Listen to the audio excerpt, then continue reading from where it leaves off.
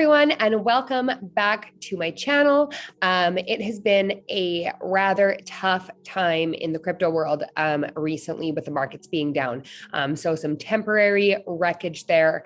But I had posted this yesterday. What I'm doing now is basically working on adding to my positions in really any way possible.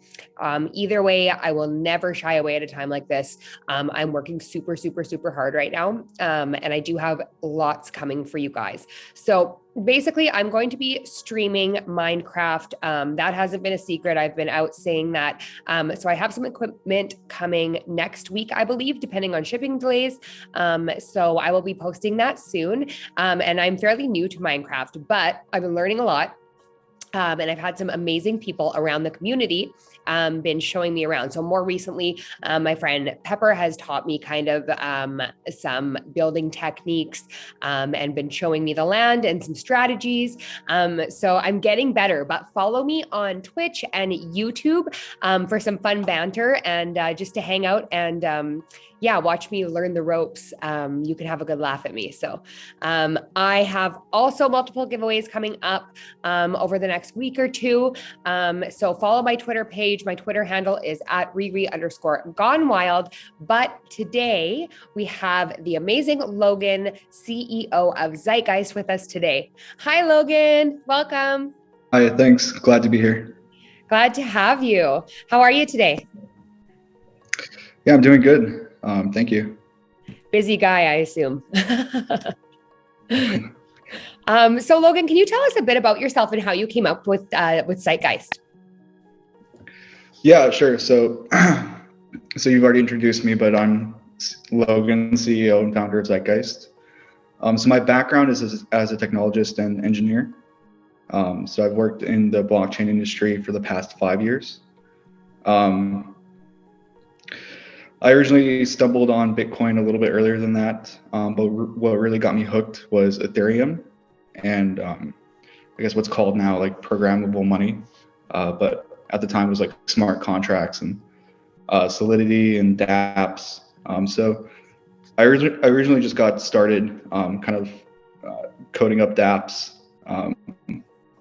with friends, and then started to meet more people involved in the space and ended up working on a few different projects. One project I worked on was with a company called Chronologic.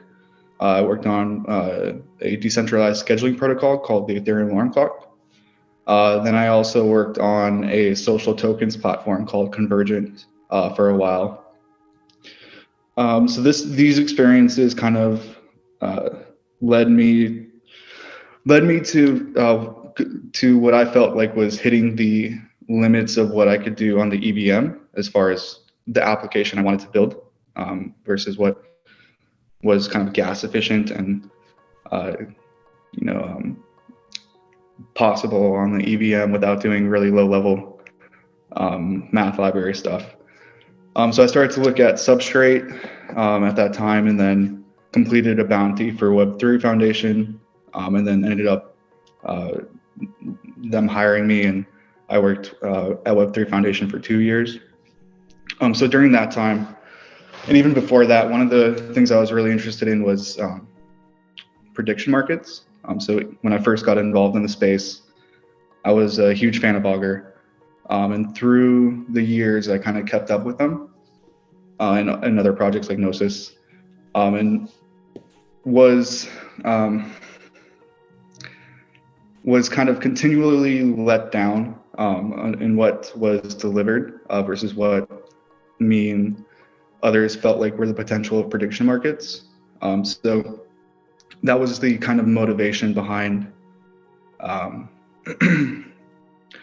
starting a new prediction market project in the Polkadot Moonsama ecosystem with Substrate and with a more powerful tool set.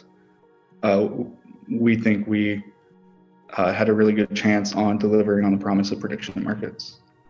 That's awesome. I love that. I'm actually really excited for this interview just to learn a little bit more about Zeitgeist. So I've been kind of doing some research into it lately. So this is awesome.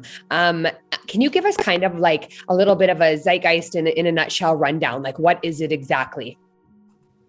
Yeah, so Zeitgeist is a blockchain for prediction markets and futarchy. So prediction markets, if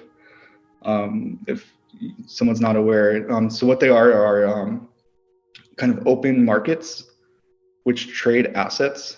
So think of like an exchange, but the assets being traded aren't tokens. Well, they are tokens, but aren't. What they are tokens that that represent a future outcome. So you could have a market on the presidential election in the U.S., for instance, and each of the candidates would be represented by a token that would be traded in this exchange.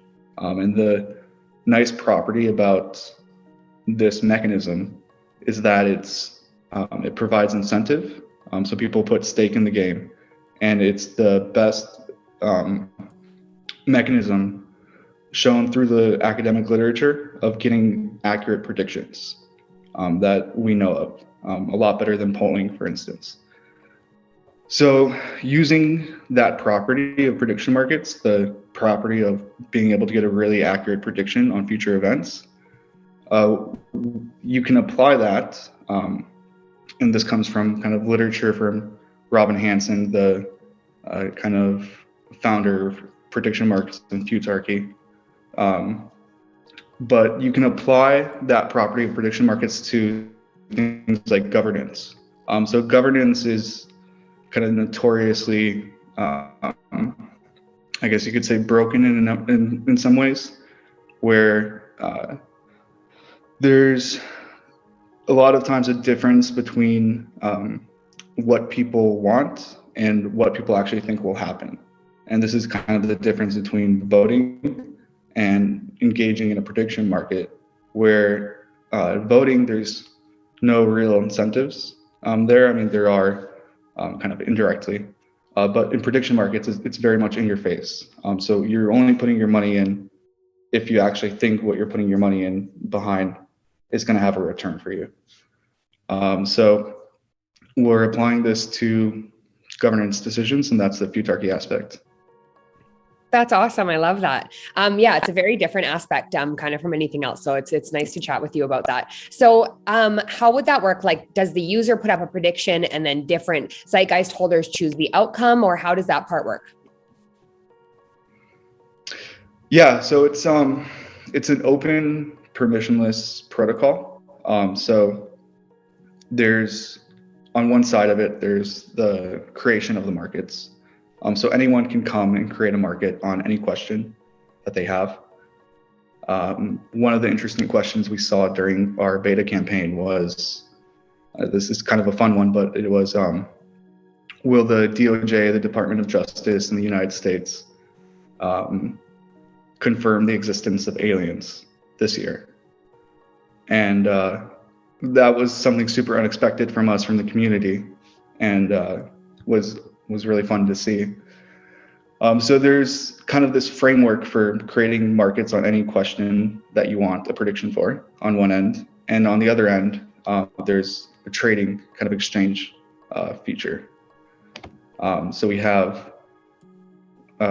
use automated market makers. We have two different models that we've implemented.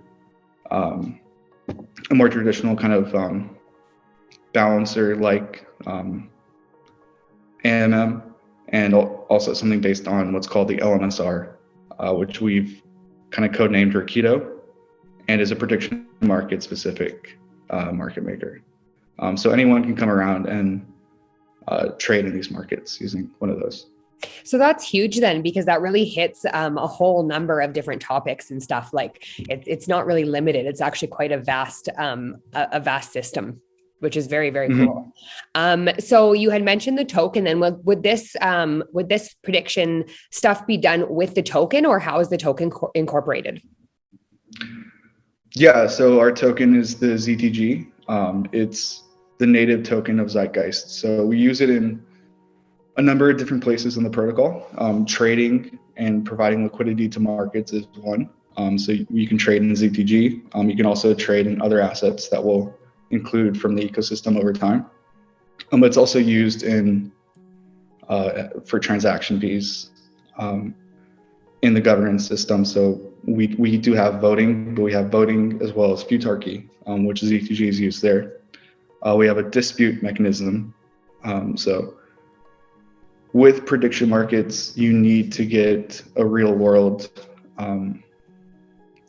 data at the end of the market. So because we need to know what actually happened in the market to pay out the winners.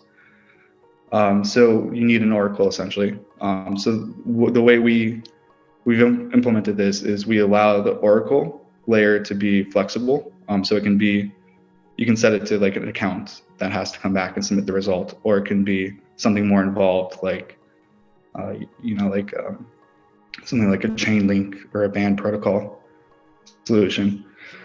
But we're so flexible on that layer because we have a built-in dispute mechanism called the court system, and the ZTG is used in the court system for joining as a juror for creating a court case or creating a dispute, and then for resolving that dispute. So that's another part. And then we have we're a pairchain, so we need collators. So we also have a staking mechanism as well that chooses the block producers. Awesome. Actually, that was going to be one of my future questions. So we'll get into the staking part in a little bit, but you also kind of mentioned this. So do you see people then making predictions on things like sporting events or gaming and politics and stuff like that as well? Yeah, totally. It's all of those are applications that we are excited about and we are exploring. So things like sports is huge, right? It's actually I think the biggest in traditional prediction markets, the biggest vertical. We're also kind of interested in esports as well as kind of this more web native. We think it aligns with crypto very well. We're really interested in politics, especially like local politics. So creating markets on local elections instead of the big elections, but also a lot of local elections. This could really benefit in a lot of ways. But we're also interested in things like crypto native applications. So on-chain governance is one. Once we kind of prove it out on Zeitgeist, we're hoping other chains in the ecosystem start to use it as well via like the cross-chain messaging, as well as smaller organizations creating DAOs that can use the futarchy. Holy, use case is so big for this project. Like your work is cut out for you, that's for sure. So speaking of the token, so in terms of like timeline for launching the token, as you have a pairchain slot, what are you looking at, do you think? Yeah, so we just won the pairchain slot at the end of last year.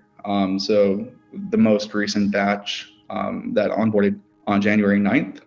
So January 9th, which was about less than 2 weeks ago, that was kind of like the first day that we could start producing blocks for our pairchain. Now, that was a Saturday, so I think we actually started on like the Monday producing blocks. And right now it's just a very minimal chain. So we're gonna unlock features as we go.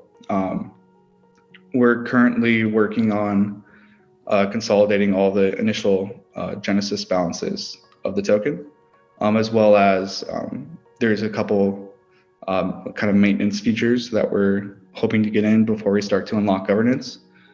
So the timeline on the token launch or the TTE, the token transferability event, which we kind of took that name, I think, from Kilt. But essentially that date depends on those things I just mentioned, which we don't have kind of a hard, we don't have a hard date on when that'll be. It's kind of as soon as we can.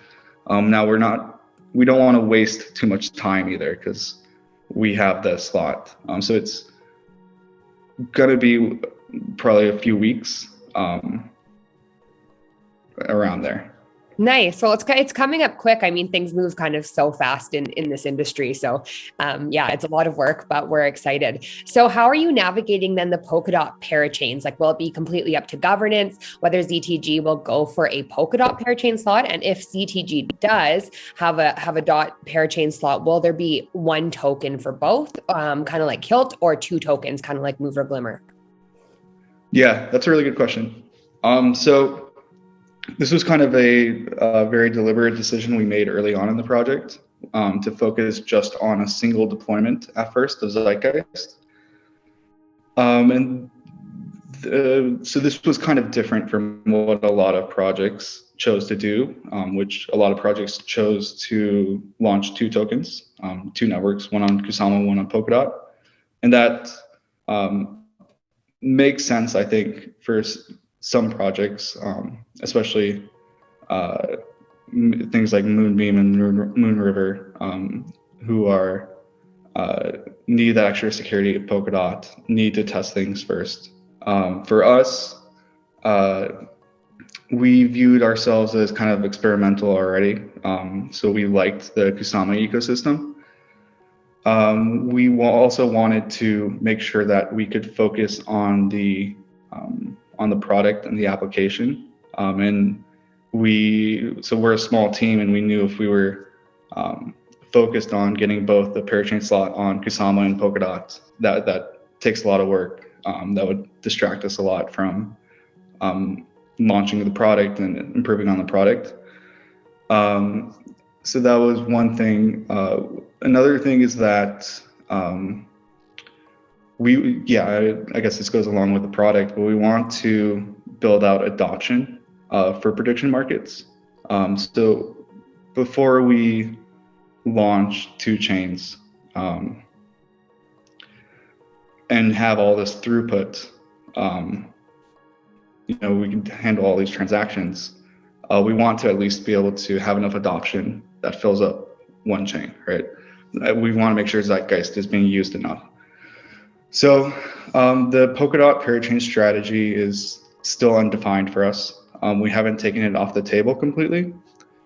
We don't have any concrete plans to do it in the short term.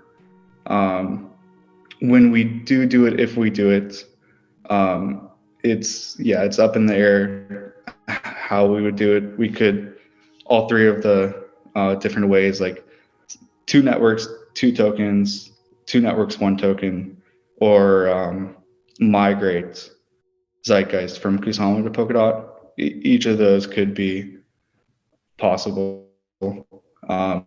And yeah, ultimately, governance would decide on exactly which strategy we take. That's awesome. I think too, like I've kind of heard occasionally there's some misconception about, Polkadot and Kusama, but in reality, they're both full functioning ecosystems. And Kusama does function as a very solid mainnet. So, Kusama is ultimately a fantastic choice too. But can you tell us about your governance system then in a little more detail now that we've touched on that? Yeah, so our governance is kind of based on the Polkadot Kusama governance.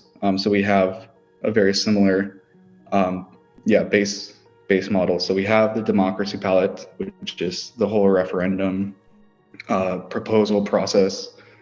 We have a council, and we have a technical committee. So we take that, what's kind of been working on Polkadot and Kusama for about 2 years or however long, and we're augmenting it with some application-specific governance pieces. So one of those is something that we're calling the advisory committee. So what this is, it's like a curatorial board that helps to keep the markets high quality. So because Zeitgeist is permissionless, open for anyone to participate, people can come and spam or create undesired markets. So the purpose of the advisory committee is to basically create an approved list of good markets, so that someone who just wants to see this curated list can just subscribe to that list, and that would be the default on our application. And then you'd have to find a way around to see the other markets. So that's one piece, and then the other, I guess, the bigger one is Futarchy. So we are going to run on-chain Futarchy that governs our layer 1. And as far as I know, we would be the first blockchain project to do that and to attempt that. And we're really excited about doing that because so Futarchy is something that's been tried out in lab settings in the past, in very experimental settings. So we're really excited to apply it to something with real economic value and to see how it performs. And how that will work on Zeitgeist is that, so we'll have the proposal referendum process. So when someone wants to make a change, they'll propose the new code or what the change will do, and it'll get voted on. But alongside the voting, we'll also launch a special prediction market, or a series of special markets that will be on certain metrics that we want to test. So one of these metrics could be a bug bounty market. So the market could ask, will a bug be found in this upgrade? And then we could implement a rule based on the results. So if we say for the last week, the average prediction has been 60% yes, then we could delay the upgrade from happening or halt the upgrade completely. Another market metric that we are considering using is something based on daily average transactions, or a metric like that judges the activity and usability of the chain. So the market could ask, will daily average transactions be over or under some number, right? So whatever number is we currently have. And then that would allow us to see if this upgrade actually makes the chain more usable, more attractive to users, and then either allow the upgrade to go through or to halt the upgrade based on that prediction. Okay, awesome. So you already kind of spoke a little bit about staking, but is that kind of the main way then that holders are going to be able to yield a revenue from Zeitgeist? It's one of the ways. I wouldn't say it's the main way, because I think we'll have staking, but we're actually targeting a smallish amount of our total issuance to be staked, something close to 10 to 15% of all tokens to be staked. And the reason for that is because we actually don't need a ton of tokens staked for security reasons.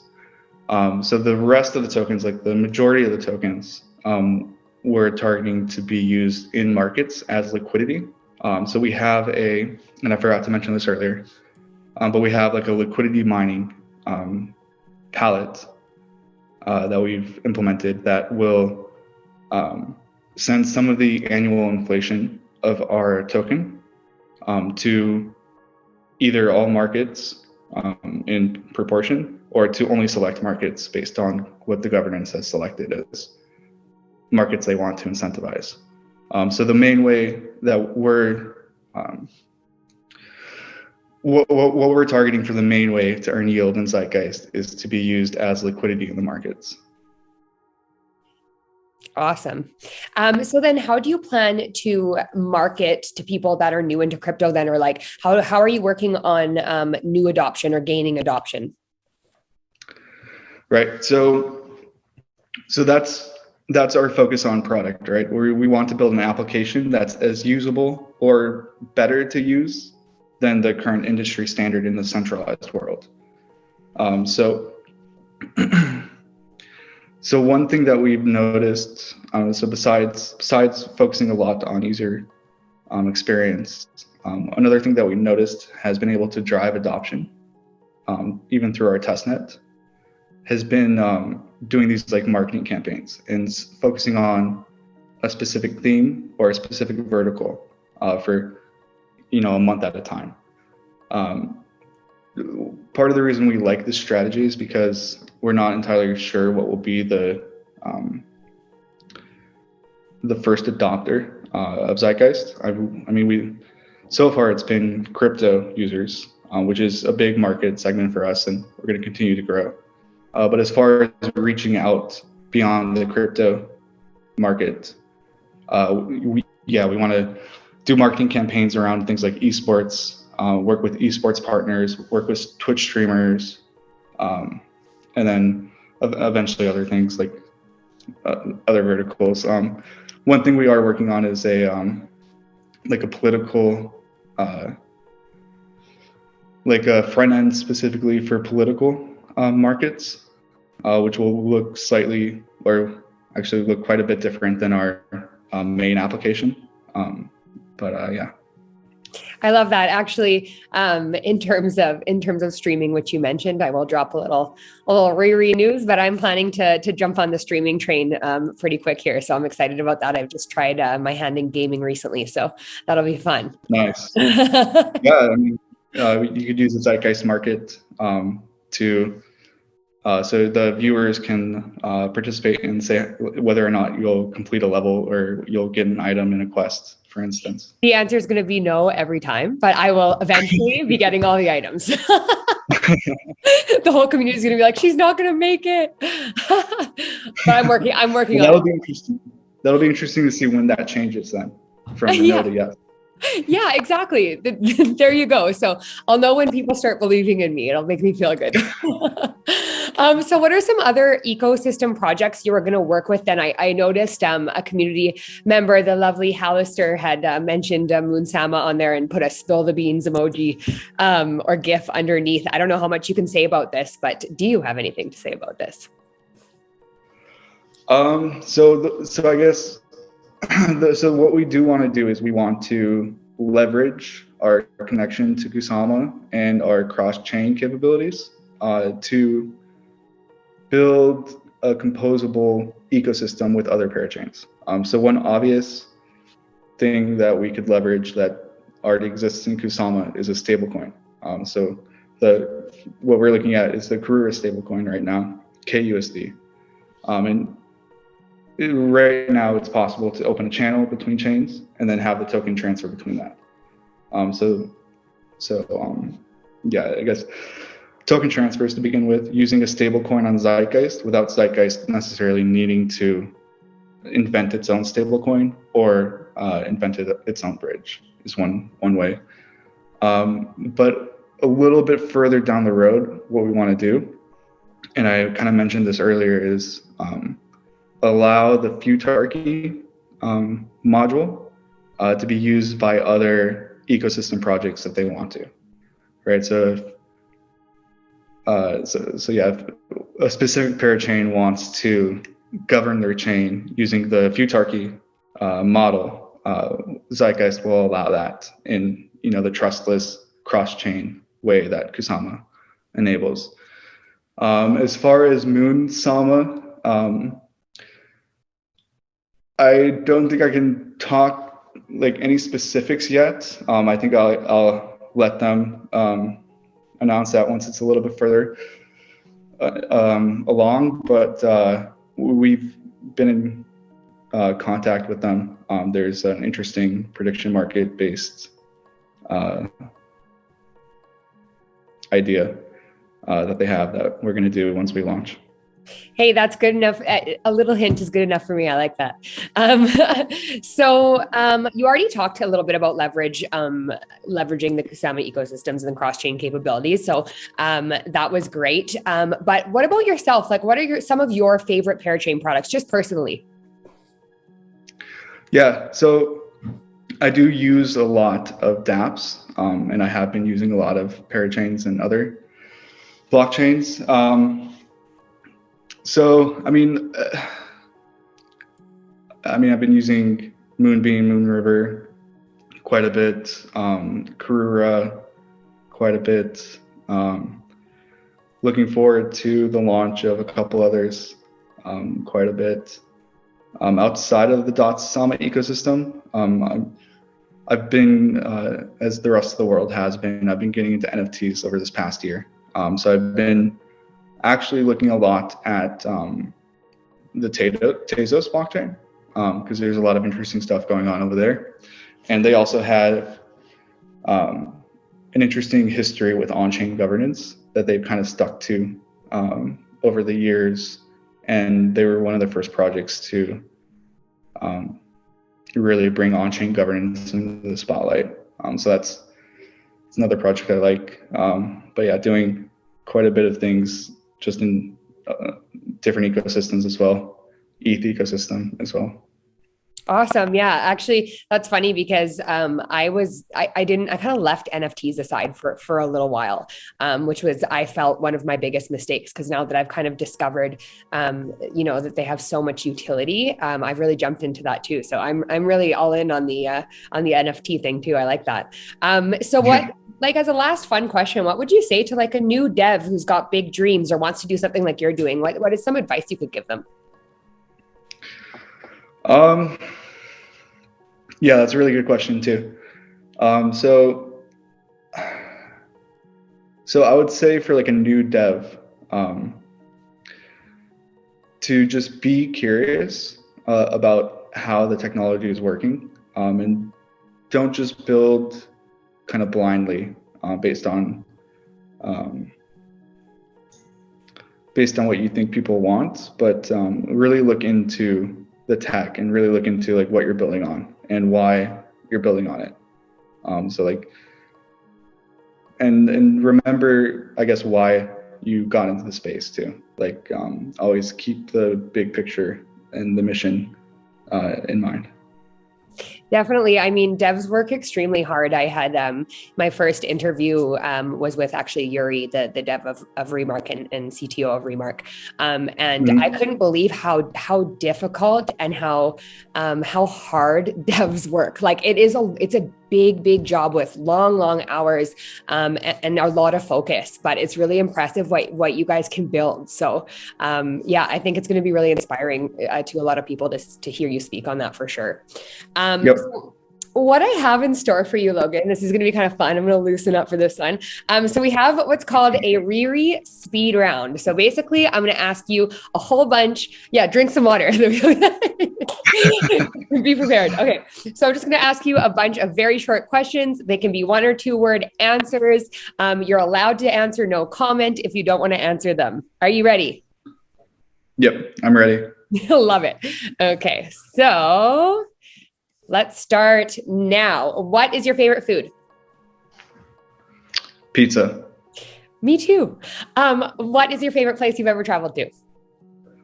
I have 2 of them. So one is Berlin, where I lived for 3 years, and the other is Japan. Ooh, that's nice. I love that. Okay, next question. What do you think of Elon Musk? He's okay. He's okay. Love it. Yeah, keep it short and sweet. He's still the richest person in the world, but if he is still, I think he's not the richest person in the world we could have. Amen to that. So what was the first thing you thought of when you woke up this morning? Honestly, I probably thought about my work call. I have early calls because most of the team is based in Europe and I'm currently in the States. So you're doing this a lot. Well, I wake up like 5 minutes before. 5 in the morning? No.